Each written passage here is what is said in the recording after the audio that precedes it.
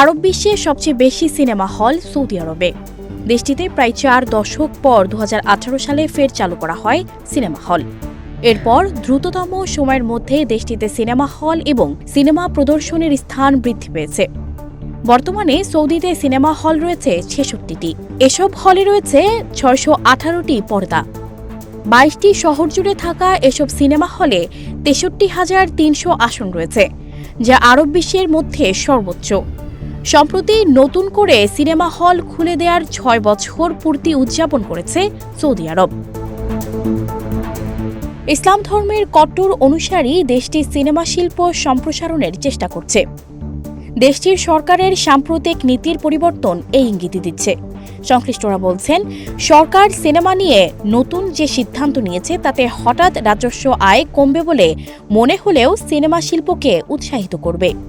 এর ফলে কমবে টিকিটের দাম। আরও মানুষ সিনেমা দেখতে হলমুখী হবে। নতুন নতুন সিনেমাও বাজারে আসবে। বাড়বে থিয়েটার।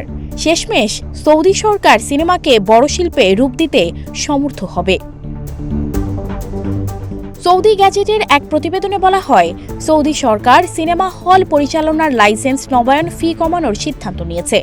এর ফলে সিনেমা টিকিটের দাম প্রত্যাশিতভাবে ব্যাপক হারে কমবে। ফিল্ম কমিশনের পরিচালনা পর্ষদের দায়িত্বে থাকা সৌদি আরবের সংস্কৃতি মন্ত্রী প্রিন্স বদর বিন আবদুল্লাহ ইতোমধ্যে প্রস্তাবটি অনুমোদন দিয়েছে।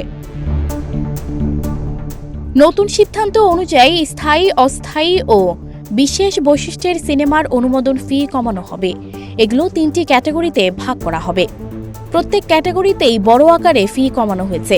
এছাড়া চলচ্চিত্র প্রদর্শন, স্ক্রিন পরিচালনা সহ অন্যান্য কমিশনও কমানো হয়েছে।